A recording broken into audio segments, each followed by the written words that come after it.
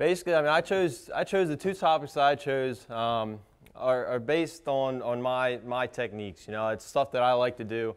And one thing that I chose to pick is the first one this morning. It's the topic fishing with an open mind.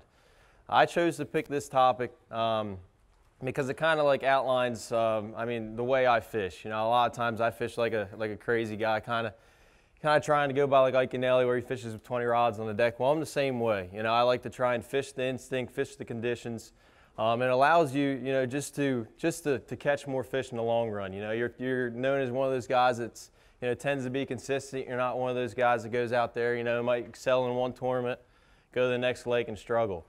So the more you think with an open mind, you fish with an open mind, the better off you're going to end up being. The three main points that are really important: one is the mental aspect, keeping your head in the game, always, you know, just looking at your surroundings, just knowing what's going on. The second one is establishing a game plan.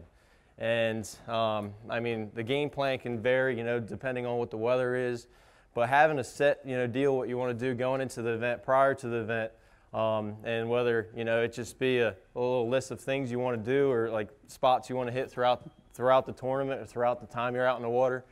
But you want to make sure, you know, you establish a game plan going in.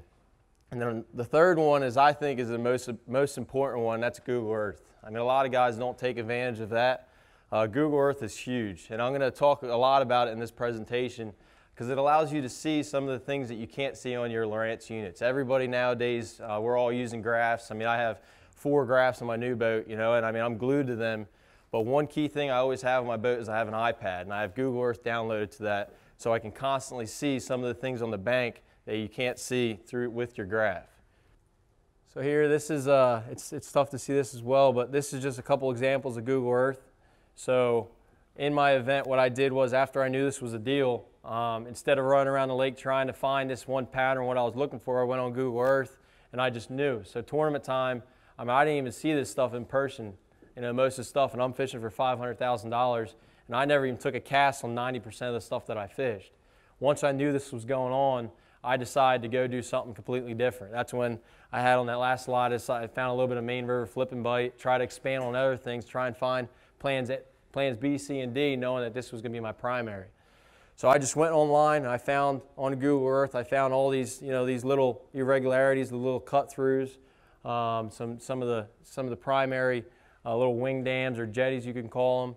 And I was fishing them all blind, first time. And I mean, I'd run down the lake and I'd know, you know, about 2 more miles up from Google Earth the night before, or, you know, when I went and looked down on Google Earth, I know it's up here.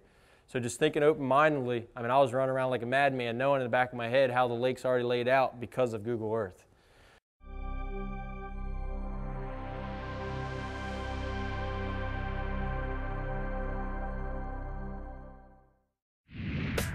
Hey, I'm Pete Gluzek. And I'm Mike Iaconelli. And this is Bass University TV. Welcome to Bass University TV, an online video training course where you'll learn champion bass fishing techniques from pro anglers Pete Gluzek, Mike Iaconelli, and their talented special guests. Everywhere I go in the country, I'm trying to use these techniques because I catch big fish that way.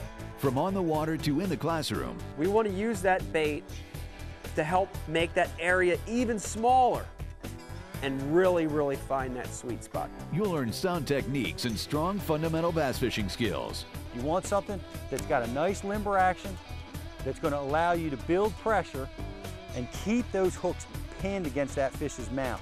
Watch hours of video content on multiple topics at your own pace for a low monthly fee. Cancel at any time. Hold on, because you're going to catch some big fish. Information is power in the sport of fishing, so learn from the very best. That's a key theory in all of fishing. Subscribe to Bass University TV today. Man, does it trigger a lot of strikes. Here's the part that you're not going to hear anywhere else. This is the Bass University TV exclusive.